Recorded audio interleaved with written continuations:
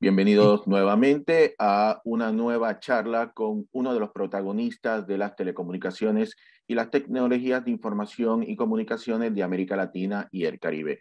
En esta ocasión contamos con uno de los grandes expertos del mercado mexicano y de América Latina también, porque su trabajo no se limita solamente a tierras aztecas. Me refiero a Ernesto Piedras Feria, quien cuenta con casi 3 décadas de experiencia en el sector de las telecomunicaciones, ha trabajado en empresas del sector y en estos momentos es, bueno, y ya por más de una década, el CEO de la consultora de CIU en México.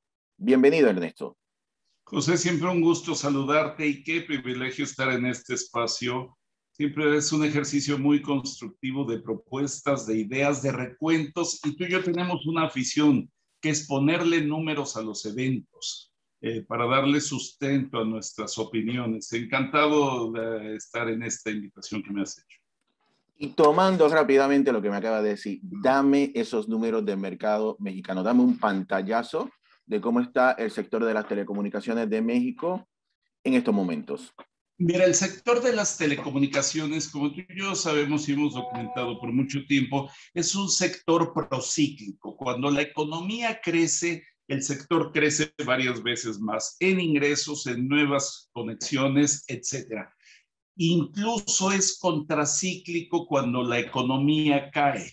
A pesar de las caídas macroeconómicas, en nuestros países el sector por lo general crece aún a buenas tasas. Sin embargo, el año pasado, este año de pandemia, sí tuvo una muy fuerte afectación. Para el caso mexicano, el epicentro de esta debacle tuvo lugar en el segundo trimestre del 2020. ¿Qué pasó? La economía en ese trimestre cayó 18.3% respecto al mismo periodo del año anterior, segundo trimestre del año pasado.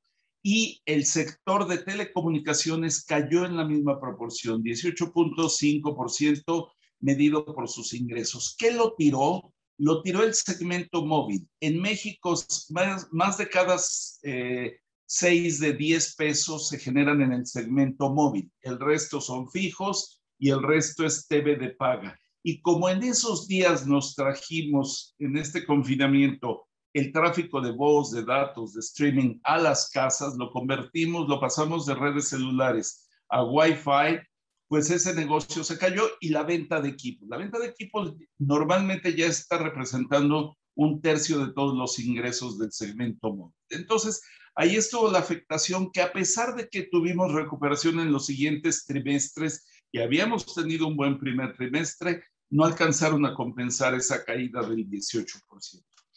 2021, los pronósticos para la economía no pintan para recuperar ese 8% de caída anual que tuvo la economía, pero sí se prevé para la economía mexicana un crecimiento de más de 4%. O sea, vamos a recuperar 4 puntos de esos 8 perdidos y el sector ya está activándose. ¿Qué fenómenos han pasado para redondear estos comentarios? Tú y yo hemos comentado, José, que esta pandemia en términos de conectividad ha resultado en un empujón digital. Quien tenía 10 megas en su casa se fue a 30, se fue a 50, quien tenía 30 se fue a 100 o a 200, pero a pesar de la incertidumbre económica, fíjate que se volvieron a disparar las ventas de teléfonos inteligentes y hay un fenómeno muy interesante. Hace 2 años, 2 y medio, 6 de cada 10 equipos inteligentes en México eran de gama baja. Y a la fecha, 72% de los equipos son de gama media y alta. ¿Qué pasó en este empujón digital? Nos dimos cuenta de la importancia de un procesador rápido, de una capacidad de expansión de memoria, resolución de pantalla, megapíxeles, batería de alta calidad. Se consolidó el teléfono inteligente como el centro de nuestro ecosistema de conectividad. Y ya nada más redondearía diciendo, dentro de este empujón digital, el día que podamos celebrar que pasó la pandemia, no va a haber una reversa. Lo que ha hecho es pasarnos a tiempo presente y es previsible que nos quedemos con esos grados y esos hábitos de conectividad sin freno ni reversa. Mencionaste un par de cosas bastante interesantes acerca de la aceleración en la adopción de nuevas tecnologías de información, pero te centraste más bien en el usuario. En tu interacción con las personas encargadas de dictar la política pública del sector en México, las personas que están en el ente de regulación, ¿cómo se ha transformado todo este fenómeno, esta externalidad positiva, si podría haber una del COVID, en términos de sus decisiones y sus planes a futuro para el sector mexicano de telecomunicaciones? Qué bueno que lo mencionas y me gusta mucho ese enfoque. Ya cubrimos en parte la demanda. Si vemos la oferta, yo vería dos grandes jugadores. Uno, ya lo mencionaste, son las autoridades regulatorias y gubernamentales. La otra serían las empresas. Si quieres, comentemos de las dos. Yo veo que el gran ausente en esta fiesta que llamamos conectividad sigue siendo la autoridad en México. Ha sido una participación muy parcial que ha tenido. En México se ha desmembrado el corpus institucional, desapareció la subsecretaría de Comunicaciones. Vamos, mientras que hay países que lanzan ministerios TIC, la gran mayoría, aquí se desmanteló lo poco que había. Se ha cuestionado la autonomía del Instituto Federal de Telecomunicaciones, se han cortado presupuestos. No existe una agenda ni una estrategia digital nacional, que no significa que el gobierno tenga que decirle al sector qué hacer, pero sí es un elemento muy importante de articulación, porque podemos hablar de la cobertura social de los mexicanos que aún no están conectados. Entonces, el foco del gobierno ha estado en otros lados. ¿Acaso lo que ha continuado y sigue avanzando muy bien es la red pública compartida, esta banda que se asignó en 90 megahertz para cobertura social, viene avanzando muy bien, cubriendo pueblos mágicos, rancherías, comunidades alejadas, así como grandes ciudades. Ya lleva una cobertura de más del 62% de la población, y este es un esfuerzo combinado entre capitales privados y concesiones públicas. Entonces sí sigue habiendo una asignatura pendiente. El programa denominado Internet para Todos quedó en manos de la Comisión Federal de Electricidad, cuyo DNA profesional es más bien la provisión de fluido eléctrico, no de conectividad. Entonces no parece tener esa fortaleza. La combinación con el sector privado es muy importante. ¿Qué han hecho las empresas tecnológicas de infraestructura y de telecomunicaciones? Pues tratar de seguir, enfatizo, tratar de seguir en lo posible con sus planes de negocios. Ellos mismos declararon, bajo estas condiciones de pandemia, con estas caídas en los ingresos, ha sido necesario redireccionar, recalcular los montos dedicados al plan de negocios y a la expansión. Incluso debemos reconocer que a la región, pero particularmente a México, la pandemia nos pescó muy mal parados respecto a la quinta generación, respecto a 5G, porque en ese momento que varios países en Escandinavia, Asia, Europa continental, Reino Unido, Estados Unidos y Canadá encendían sus redes 5G, en México no iniciábamos ni siquiera las discusiones de reasignación del espectro, de licitación, de oportunidades para evolucionar a esta nueva generación, y se ha quedado también muy, muy lenta. No sería descartable que algún operador diera una sorpresa en algún momento. Sabemos que un par están haciendo pruebas, pero como un proyecto de despliegue nacional de multiplicación de sites y de torres, no lo vemos en marcha. Entonces, parece que en términos de 5G para las empresas, esta pandemia sí nos ha representado un retraso de al menos 2 años y medio, 3, para que podamos declarar inaugurada esa nueva fase en generaciones celulares. Mencionas 3, 4 puntos bastante interesantes. Quiero ir abordando cada uno a su tiempo. Comencemos con la agenda digital nacional, que prácticamente es inexistente en México. a nivel de que ha sido tomado los planes ya existentes de la red compartida que me han mencionado y se ha puesto como el plan nacional del gobierno. O sea, algo del sexenio pasado se toma como un plan de este sexenio. Pero fuera de eso, yendo un poquito más allá, yendo en todo ese aspecto que a ti te gusta hablar muchísimo, del impacto en la economía de las redes de telecomunicaciones, cuando estamos hablando de agendas digitales nacionales, ya hay una transformación, una evolución. Ya no estamos hablando del plan de conectividad nacional de Brasil, de Colombia, Perú, Jamaica, México, lo que sea. Estamos hablando de un capítulo esencial dentro del plan de desarrollo económico de cada uno de los países. Vamos a Brasil y vemos que tenemos un, una propuesta nacional de impulsar Internet de las cosas en los distintos segmentos verticales para digitalizarlo, hacerlo más eficiente, incrementar la producción.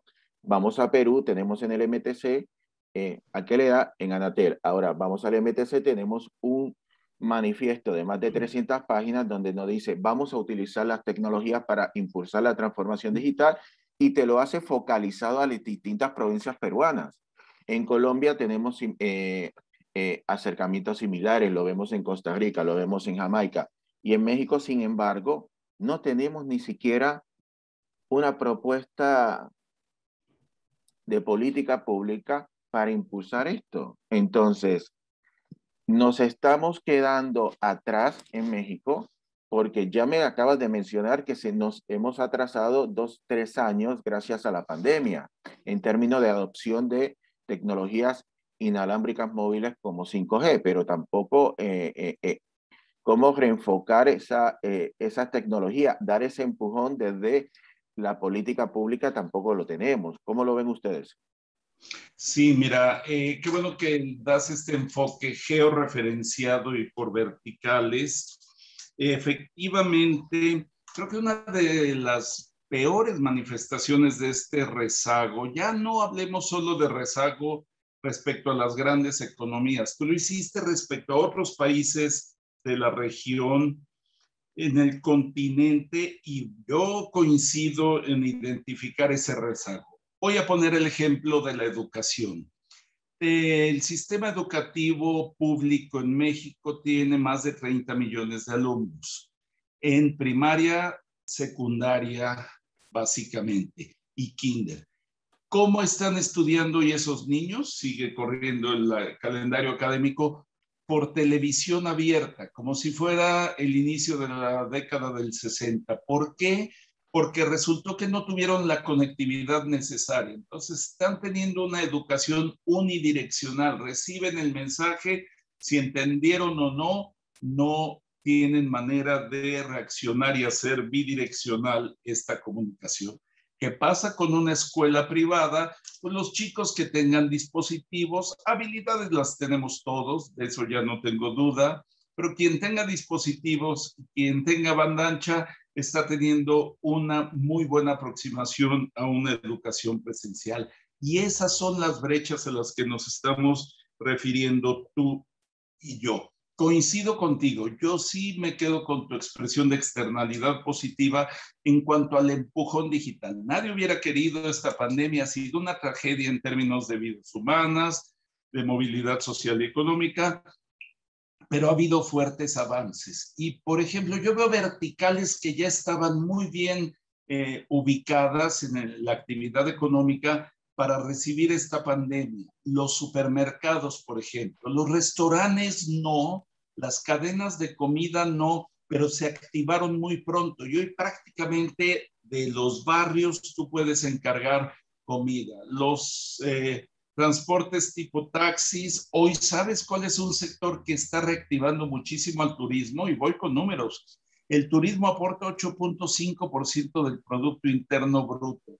Y las plataformas de alojamiento de corto plazo, tipo Airbnb, se están activando muy bien. Hemos encontrado, tenemos ya a punto de publicar un estudio que el usuario, vuelvo aquí a la combinación del usuario y de la oferta de servicios, identifica estos lugares como más seguros que un hotel de cadena, como más convenientes para ir en familia y como muy convenientes también por su forma de reservar. Entonces, me quedo con tu expresión, en alguna medida una externalidad positiva. Pero voy a tu enfoque georreferenciado que me gustó mucho. Eh, yo he pensado, como tú, que una agenda digital o una estrategia digital nacional no tiene que ser un mandato desde la federación, desde la presidencia de la República. También se puede construir bottom-up, puede ser a partir de agendas locales. Y tú ya diste unos ejemplos y yo comparto otros. Yucatán tiene un muy buen esfuerzo. Desde hace 6 o 7 años tiene una estrategia digital de Yucatán muy bien delineada, en donde han identificado las regiones. Y mira que la topografía y la geografía de Yucatán es muy compleja. Son selvas, son climas extremos, son playas, tiene muchas zonas arqueológicas que no debemos tocar, pero traen una estrategia muy bien delineada para desplegar fibra óptica, ya no como lo plantea Internet para Todos, porque Internet para Todos parece querer lanzar una red nacional más, cuando lo que tenemos son ya rancherías, comunidades, barrios muy bien identificados que requieren más de un trabajo quirúrgico que de otra iluminación nacional de señal. Entonces, Yucatán lo está haciendo muy bien. Jalisco lleva mucho tiempo haciéndolo. Nuevo León tiene una ventaja. Bueno, número uno es una potencia económica dentro de lo nacional. El PIB de algunos municipios de Nuevo León, como Garza García, se equipara al PIB per cápita de Europa, por ejemplo. O sea, tienen buena dotación de recursos, pero además tiene economías de aglomeración. 80% de la población del estado de Nuevo León vive en Monterrey, y eso tú lo has documentado. Nosotros también, da muchas economías de escala, muchas economías de alcance. Entonces, un poco vuelvo a mi noción de esto es una gran fiesta, la fiesta de la conectividad. Si el gobierno federal quiere venir, bienvenido. Si no, ahí le dejamos la dirección, pero aquí la academia, las empresas, los usuarios, las cámaras y las asociaciones están haciendo mucho y muy, muy buen trabajo. Y termino esta parte comentándote, justamente acaba de publicar la Asociación de Internet MX, el nuevo estudio de internautas en México, y como era de esperar, vamos muy bien avanzando en estas adopciones, pero en los usos efectivos. Por cierto, desde The CIU tenemos ya el gusto de estar produciendo este estudio, que es propietario de la Asociación de Internet MX, pero insisto, con muy, muy buenos resultados en cuanto a conectividad, pero ya con ese carácter más democrático. Ya está permeando, sobre todo la parte de movilidad, está llegando a, pues prácticamente a todos los hogares, o sea, 8 o 9 de cada 10 hogares en niveles socioeconómicos bajos ya tienen y usan conectividad móvil, y fija va avanzando muy rápido. Entonces, me gusta mucho ver este carácter democratizador que tienen las que todavía llamamos nuevas tecnologías, pero como dijiste al inicio, ya llevamos varias décadas trabajando en ello. Me vuelves a mencionar Internet, la CFE Internet para Todos, y me parece bastante curioso que la misma CFE, al referirse al programa Internet para Todos, emite una comunicación donde prácticamente sí están con nosotros, pero no queremos hacer nada con ellos. Digamos, no quiero su presupuesto, no me va a inferir, no vamos a tomar decisiones, ellos son totalmente autónomos. Y personalmente yo no veo ninguna diferencia entre Internet para Todos y el México Conectado del pasado sexenio. Entonces, es hasta el mismo grupo. Eso no sé si comparte mi opinión o no, pero volviendo al tema de sí, el Banco Interamericano de Desarrollo nos ha documentado que por cada mes de pandemia es equivalente a un año en, en crecimiento del conocimiento de la importancia de las TIC. Eso lo tenemos, pero cuando estamos hablando en México y me mencionaste Jalisco, Nuevo León, si voy a lo que me dice Ijaltic, por ejemplo, que llama a Jalisco el Silicon Valley, el Valle del Silicio mexicano. Yo tomo otro ejemplo latinoamericano en torno a lo que viene siendo la conectividad por 5G que me mencionaste. En Costa Rica tenemos una cámara de empresas llamada Cantic que ha dicho muy vocalmente, por no tener ni siquiera zonas de prueba de 5G, nosotros no podemos responder a la demanda de equipos médicos, que es una gran potencia mundial en la producción de este tipo de dispositivos, Costa Rica, a los requerimientos que me vienen de Asia, Estados Unidos y Europa. Teniendo en cuenta toda la manufactura especializada que se hace en México, no tener ni siquiera zonas de prueba para hacer este tipo de prototipos y responder no estaría impactando negativamente al sector mexicano. Y eso por un lado. Y por otro lado, vayamos también a pensar cómo vamos a estar supliendo en los próximos años toda esa necesidad de personas que se van a requerir para poder soportar toda la demanda del sector de las TIC. Y no estamos hablando puramente de ingenieros, hay personal puramente técnico. ¿Quién me va a arreglar un computador? ¿Quién me va a desarrollar un software? ¿Quién me va a estar monitoreando todos los dispositivos de IoT? ¿Cómo estás viendo esos temas? Mira, precisamente se ha venido documentando desde varios think tanks en México y desde varias voces de economistas también, justo lo que estás comentando, y es un fenómeno que no es nada nuevo. Llevamos más de medio siglo hablando de los dos Méxicos. A veces parecen más Méxicos, pero dejémoslo en dos. Uno es aquel carente de los beneficios de la modernidad, de la infraestructura, de la nueva forma de operación, y otro que es el que ya se está recuperando, tuvo fuerte afectación, es el que tú refieres, es este que está sobre todo dedicado a la economía para la exportación. La economía mexicana no solo es una economía abierta, puede ser abierta, pero no impulsora del intercambio, simplemente estar abierta. La economía mexicana lleva desde la firma del primer Tratado de Libre Comercio muy dirigida a esto, a abrirse, a tener acuerdos comerciales como pocos países en el mundo, a exportar mucho, si bien todavía de bajo valor agregado, y para ello requerimos importar mucho. Entonces, nuestros intercambios son muy grandes. Ello nos afectó en la segunda mitad del año pasado porque la cadena de aprovisionamiento se vio afectada y para las TICs también. Ha habido fuertes pronunciamientos de que la falta de procesadores o la escasez de procesadores limitó ensamblajes y ventas de equipos en el país y en el mundo. Esto no es novedoso. Pero hoy lo que sí se está documentando, ya lo dijo el INEGI en México, es que ya hay una marcada reactivación, pero del lado de la economía dedicada a surtir al resto del mundo.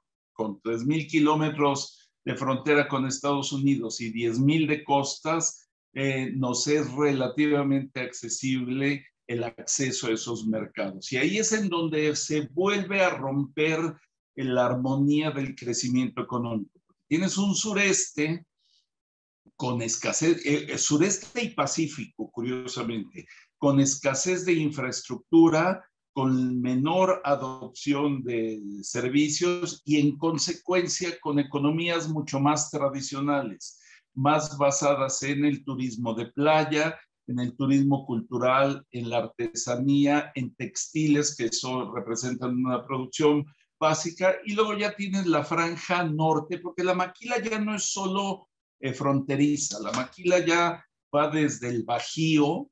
A ver, en el Bajío no hubo caída económica, ¿eh? Se siguieron produciendo autos, se siguieron ensamblando equipos tecnológicos, televisores, y bueno, son los que han reemprendido ese crecimiento económico, pero muy basado en tecnologías. Incluso se han anunciado muy fuertes inversiones en nuevas empresas de miles de millones de dólares, desde el Bajío hasta la frontera norte en semanas recientes. Entonces seguimos ahondando esa fractura, ya no del desarrollo de México respecto a otros países, sino al interior de México con esos dos Méxicos, así dicho en plural. Mencionaste, bueno, hiciste referencia, no la mencionaste directamente, a los operadores móviles virtuales que son los que están supliendo el negocio para la red compartida. ¿Cómo viene este movimiento? ¿Cómo viene este modelo de negocio modificándose en México, ya que los primeros emprendimientos hace más de 15 años en el mercado no tuvieron la atracción o no tuvieron el éxito, para, sin querer ser redundante, que se esperaba? Qué bueno que lo mencionas. Vaya cifras impresionantes y te doy aquí una primicia, José. Los ingresos de los operadores móviles virtuales en el primer trimestre de este año, insisto, es una primicia y me parece inmejorable el lugar para liberarlos aquí contigo, crecieron 69.9%. Podemos decir sí porque vienen de niveles muy bajos, de acuerdo, pero aún así están tomando niveles muy, muy interesantes. Te puedo decir, ya son prácticamente 4 millones de unidades operando en el país y creciendo muy rápido. Ya representan también un porcentaje similar de 3.5% de los ingresos totales y creciendo a tasas que los están casi duplicando cada año. Pero lo que dijiste es muy importante para entender este mercado. También decimos aquí en The CIU que ha habido al menos 2 generaciones, tal vez ya estamos vislumbrando la tercera, en cuanto a los operadores móviles virtuales. Cuando vino esta empresa británica con denominación estadounidense a México y lanzó este modelo en México, que era Virgin, y llegaron varias marcas más, hubo varios factores que limitaron su crecimiento. Uno, tuvo lugar la reforma de telecomunicaciones. Entonces llegan con un modelo de negocios, con una tarificación que a los días de echar a andar sus operaciones, las tarifas se van a una tercera parte de eso y siguen una rampa descendente. Les rompió el modelo de negocios y ellos venían con modelos más bien vistos en otros países en donde confrontaban frontalmente a los operadores que les proveían de capacidad y estaban en desventaja en cuanto a puntos de venta, en cuanto a huella de imagen, disponibilidad de dispositivos, etc. Primera generación no tuvo éxito. Vendieron pocas líneas, prácticamente no generaron ingresos y llega la segunda generación, que yo la tasaría hace aproximadamente 2 años, con empresas que arrancan su operación en segmentos muy identificados, pero ya no con el objetivo principal de proveer de voz y datos a los usuarios, sino de ser un servicio de valor agregado a actividades principales. Walmart con su línea Bait está teniendo mucho éxito. Oxxo está siendo espectacular, pero Oxxo vende, es una tienda de conveniencia, vende botanas y vende cervezas y vende refrescos y vende recargas y tiene su propia línea que está siendo muy exitosa. Easy y Sky, televisión de paga, cuádruple play y están teniendo mucho éxito. Y las cadenas de farmacias, y es como están llegando a alcanzar estos ya poco más de 4 millones. Prevemos que este año cierren sobre los 6.5 millones de líneas, lo cual ya empieza a ser una huella y con ARPUs muy interesantes. Por ejemplo, el ARPU en México es de 135 pesos aproximadamente. El ARPU que traen en prepago está sobre 65 pesos y el ARPU de los principales operadores móviles virtuales alcanza 85 pesos. O sea, a pesar de no ser una actividad principal, la provisión de voz y datos están generando ARPUs muy atractivos, muy rentables en este mercado. Entonces, sí hay que tener el ojo en estos operadores. Hemos visto el caso británico en donde los MVNOs llegan a pesar mucho en la estructura de mercado. Aquí no prevemos que lleguen a tener gran dinamización, gran peso en el mercado mayoritario, pero habrá que ver porque 15 o 20 puntos de este mercado que alcanza ya 126.8 millones de líneas, sí es factible para ellos. 3 generaciones, dije, de los MVNOs, uno en donde llegaron a entender el mercado, 2 en donde están yendo por nichos y segmentos, y la tercera que estamos evaluando aquí en el grupo es una fase de alto dinamismo. Están atrayendo a nuevos clientes, pero también a clientes de otros operadores. O sea, market diversion y market creation desde los operadores móviles virtuales en esta nueva fase. Sí, para el que está escuchando y no está familiarizado con los cambios en México, unos 135 pesos serían unos 6, 7 dólares, 85 pesos serían unos 4, 5 dólares. Pero también, al que no conoce mucho el mercado de los operadores móviles virtuales, estamos hablando de México en menos de 5 años con un 3,5% de participación del mercado. Comparemos con España con casi 15 años y no llegamos ni un 20%. Y cuando estamos hablando del Reino Unido, sí tienen gran peso, pero estamos hablando de que tienen más de 300, 400 operadores móviles virtuales y estamos hablando de alrededor de 23, 24 años de su existencia. Entonces, pongámoslos en contexto. Usualmente ha tomado bastante tiempo para llegar a ese 10%, ese 15%, y si las tasas que me estás diciendo de crecimiento se mantienen en México, podría ser un caso de éxito mundial, pues alcanzaría esas cifras que me estás comentando de 15-20% dentro de un periodo bastante corto de tiempo, si lo hacemos comparativamente con Europa, que no me parece que es una comparación bastante justa porque allá salen en un mundo donde no estábamos paquetizados todavía las redes móviles. Pero ahora, quiero cambiarte totalmente el tema y háblame acerca de cómo viene esta cobertura a las zonas más vulnerables en el país, cómo se está viendo que las personas de menor poder adquisitivo comienzan no solamente a ser usuarios de telecomunicaciones, sino empiezan a tomar cierto nivel de sofisticación. Lo mencionaste inicialmente cuando estábamos hablando de los teléfonos inteligentes y que se estaba comprando. ¿Puedes abundar un poco más acerca de ese punto?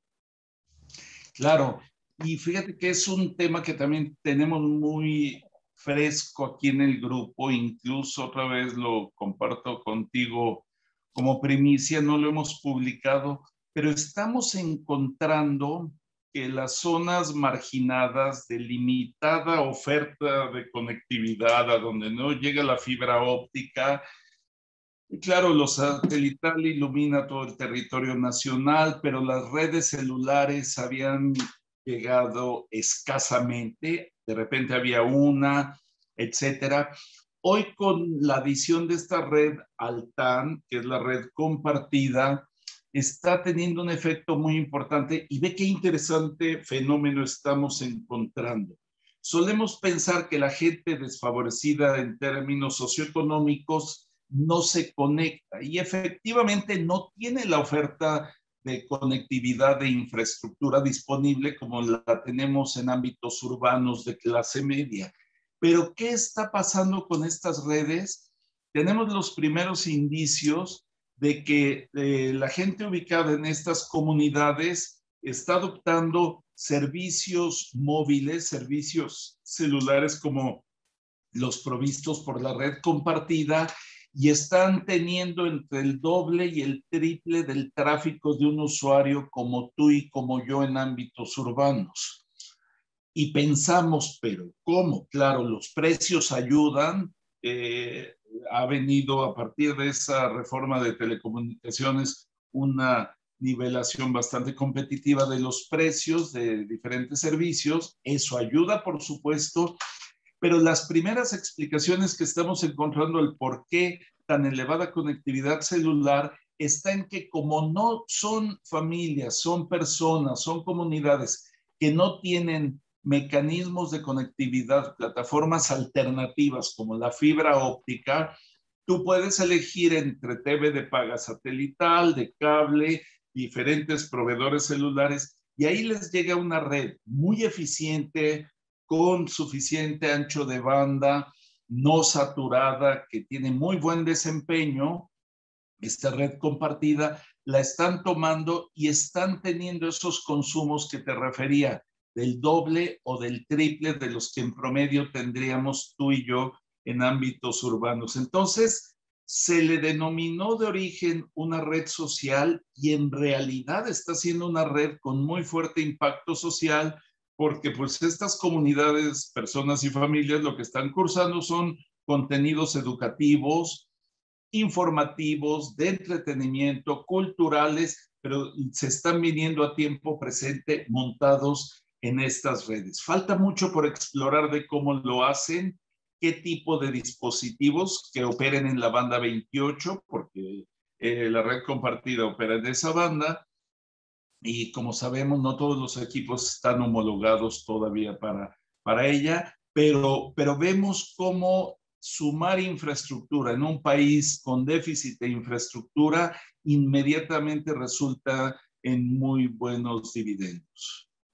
Y para el que no está familiarizado con el término, la banda 28 se refiere a la canalización de Asia-Pacífico para el bloque de frecuencia de 700 MHz. Bueno, mencionaste muy sutilmente que habían hecho un estudio para la Asociación de Internet de México. Háblame de esos 86,8 millones de internautas en México y que han descubierto durante este proceso de investigación para finalizar el estudio. Sí, insisto, nos dio mucho gusto, hemos colaborado con la Asociación de Internet MX por muchos años, pero ahora quedó a nuestro cargo la división de investigación y análisis, con lo cual pues sumamos mucho músculo con ellos y eso nos da muchísimo gusto. A ver, ¿qué noticias hemos encontrado y cuáles ya habíamos vislumbrado y publicado al inicio del mes? Por ejemplo, con motivo del 10 de mayo, Día de la Mamá, de la Madre aquí en México, nos dimos como cada año al trabajo de revisar cómo iba el papel de la madre profesional o dedicada al hogar en el país y habíamos confirmado, ya no existe una brecha digital para ella. Tú recuerdas, tú y yo escribíamos de esto hace 15 y 20 años, si había un segmento desconectado hace 15 y 20 años era un poco más desconectada la mujer y mucho más si no era profesional. Y el ama de casa, o sea, la mamá dedicada al hogar, eran de los grupos más desconectados. Hoy ya no, hoy tienen sus redes sociales, llegan a hacer algún negocio, están al tanto de la educación de sus hijos y encontramos que incluso tienen ligeramente una mayor conectividad, 50.8% las mujeres, 49.2% los hombres. E insisto, cuando vas a actividades específicas, no encuentras ya grandes diferencias. Cada vez están usando más datos fijos y móviles. Te voy a dar un dato también de corto plazo. Hace 3 años, el promedio de navegación móvil en México era de medio giga. Hace 3 años, 3,5. Al cierre del primer trimestre de este año, en marzo, aquí en México, rebasó los 4 gigas. viene en una rampa ascendente el consumo de datos móviles a pesar de la pandemia, a pesar de que hubo periodos en que el tráfico nos lo trajimos a redes fijas por estar en ambiente de Wi-Fi. Ya rebasamos los 4. Prevemos que entre un año y año y medio alcancemos 7 gigas para ubicarnos en los niveles que hoy está, por ejemplo, Chile. No pensamos cercanamente llegar a los 30 de Corea o a los 70 de Finlandia, medidos en gigas, pero como tú has dicho, no sería justa la comparación porque son hábitos muy diferentes. O sea, en Escandinavia ya no tienen radiodifusión. Ya toda la radio la hacen por internet, hacen streaming. Aquí la radiodifusión sigue teniendo un papel muy, muy importante. ¿Cuáles son los principales dispositivos que se usan para la conexión? Curiosamente, es muy interesante ver cómo nos hemos convertido en multipantallas. Bueno, claramente 92% de la gente privilegia el smartphone. La computadora el 45%, Smart TV 24.4%, tableta 14.4%. Pero encontramos fenómenos muy interesantes, muy divertidos. Uno es cuando la gente practica lo que solíamos llamar ver televisión, ¿sabes que en promedio están viendo 2.6 pantallas a la vez? Tienen la de la pantalla del televisor, tienes tu smartphone y es muy común que tengan la tableta o la laptop al lado. Tú eres un gran aficionado al fútbol. Me decía el otro día un amigo aquí del grupo, me decía, es un millennial que debe estar en los 33 años de edad y es también muy aficionado. Bueno, le va al Guadalajara, no sé qué tan buena Sí, afición. bueno. y entonces me decía, fíjate qué curioso lo que me está pasando. Pongo la televisión de fondo, la estoy escuchando, pero realmente el partido lo estoy viendo en la tableta y tengo en la mano el smartphone. O sea, su dispositivo visual es la tableta. Son hábitos. Cada quien se conecta como quiere, pero nos hemos convertido en multipantalla. 2.6 pantallas vemos a la vez. ¿Cuándo o cómo distribuimos nuestro tiempo de conexión? Si es profesional o educativa, claramente se concentra entre semana, pero los sábados y domingos se dispara 3 veces arriba para entretenimiento, el uso de la conectividad. Sábados y domingos se dispara, insisto, para entretenimiento de niveles promedio de 8 o 9% a 28, 29% de la gente que lo usa. ¿Qué hacemos hoy? Tú y yo ya referimos este empujón digital. Ya consumimos de todo. Consumimos, compramos viajes, supermercado, más en esta época de pandemia, servicios de transporte, ropa. Seguimos aprendiendo mucho todavía en este e-commerce y en el m-commerce a habituarnos a ello. Pero esto ha sido otro empujón digital muy importante que hemos encontrado en estos estudios, porque México, te recuerdo, históricamente no fue un país de transaccionalidad remota. México no es Estados Unidos. No somos un país en donde todos tenemos una tarjeta de crédito y nuestro DNA se ve en el historial crediticio. Tenemos, una de cada 5 personas tiene una tarjeta de crédito. Hay tarjetas de nómina, hay tarjetas de débito, pero de crédito no. Y frecuentemente no son recibidas por e-commerce o m-commerce, aquellas. Bueno, en este periodo hemos ido más hacia esa transaccionalidad.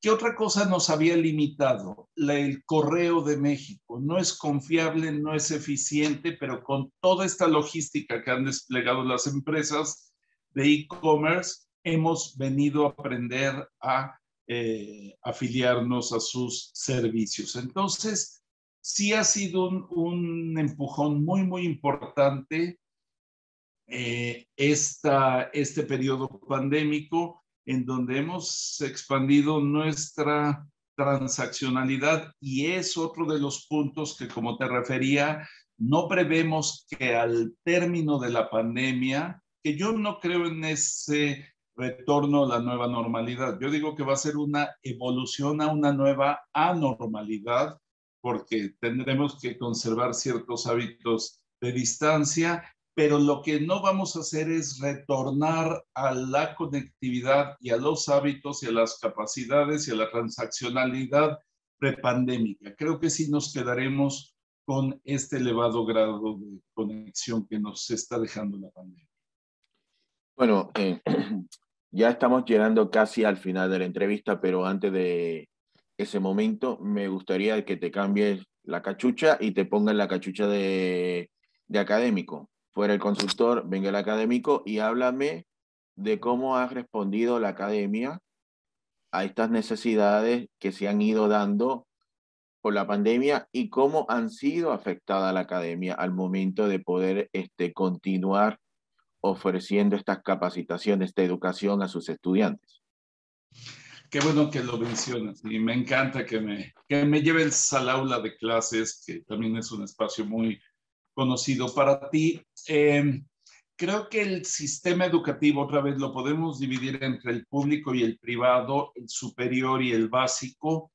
El básico público, ya lo mencioné, estuvo muy afectado. El superior, o sea, las universidades públicas y privadas, estaban muy bien adaptadas y preparadas para dar continuidad a sus estudios. Cuando se vio venir la pandemia, a mí me sorprendió cómo rápidamente se movilizaron a expandir capacidades remotas para los estudios que ya estaban ahí. Y la privada en lo básico también lo hizo.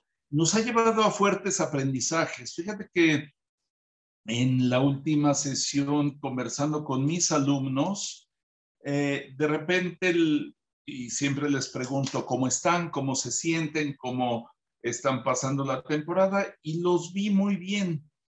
Y en eso les hice el comentario de, bueno, ya pronto podremos regresar algunos al aula. ¿Quién quiere regresar? Nadie dijo querer regresar a lo presencial. Creo que también es un tema ahí de hábitos y de generaciones. Mientras que varios queremos vernos presencialmente, ellos decían, estamos bien así, estamos aprendiendo muy bien. Entonces, va a ser muy interesante este retorno. Otra vez, nos vamos a quedar, te voy a dar una cifra, 26% de los profesionales en la Ciudad de México, Guadalajara y Monterrey, las tres principales ciudades del país, antes de la pandemia ya trabajábamos de manera remota total o parcialmente, 26%. Hace un año, en estos días, llegó a elevarse a 81%. Ahorita debe estar sobre el 60%. Lo que sí sabemos es no vamos a regresar al 26, nos quedaremos en un 40, 45, pero ahí está este margen de conectividad.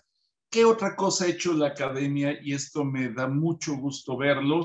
Por ejemplo, hemos desarrollado propuestas como la de Pocket Classroom. Si ya tenemos 117 millones de smartphones operando en el país, o sea, prácticamente cada persona tiene un teléfono inteligente. ¿Por qué no usarlo como una ventanilla hacia las capacidades de estudio? Claro, están las habilidades presentes, tenemos los contenidos, están los dispositivos. ¿Cuál es el eslabón que frecuentemente falla? El crédito. 82% del mercado en México es de prepago y es común que una persona no tenga crédito para utilizarlo. Pero la propuesta que hemos hecho y la estamos probando en el estado de Puebla, con apoyo de empresas tecnológicas y del gobierno de Puebla y por iniciativa del ITAM y del CIU, es cobro revertido, una suerte de un 1-800 de voz, que ya tan generalizados son desde hace muchas décadas, pero para datos, para fines educativos. Y está teniendo muy buen resultado. ¿Qué otro white paper hemos publicado y están disponibles en nuestra página para descarga libre? Wearables para la salud.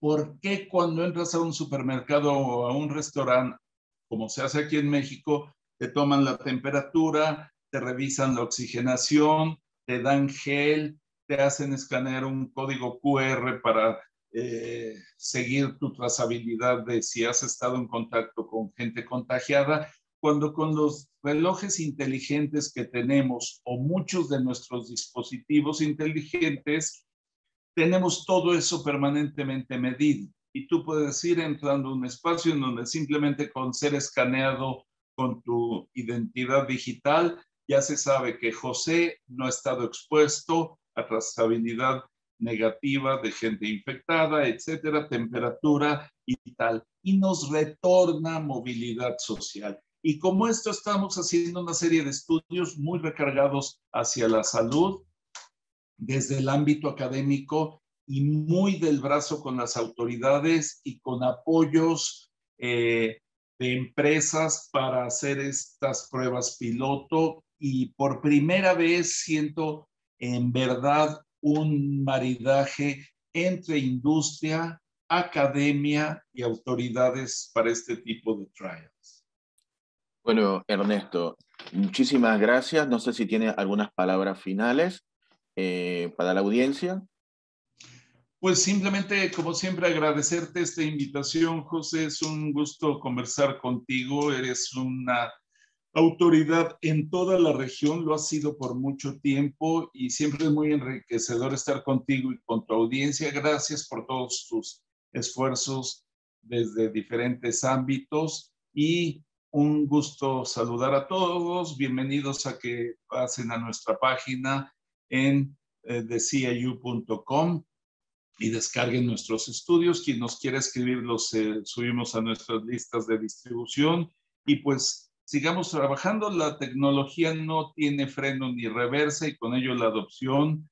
No debemos desperdiciar estas capacidades para seguir solventando la pandemia, pero sobre todo para crecer y desarrollarnos en todos los sentidos.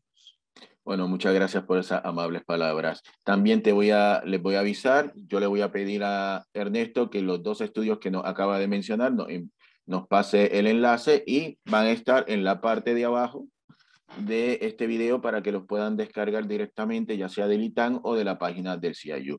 Nuevamente, muchísimas gracias, Ernesto, y quédate invitado para una próxima ocasión donde vamos a hablar mayormente de industrias creativas y de contenidos, porque sé también que son temas que estás llevando bastante. Y ahí también te compartiré una diversidad de libros que hemos generado para tratar de medir y responder esa pregunta que es ¿cuánto vale la cultura? Sí. Bueno, muchas gracias. Gracias, José.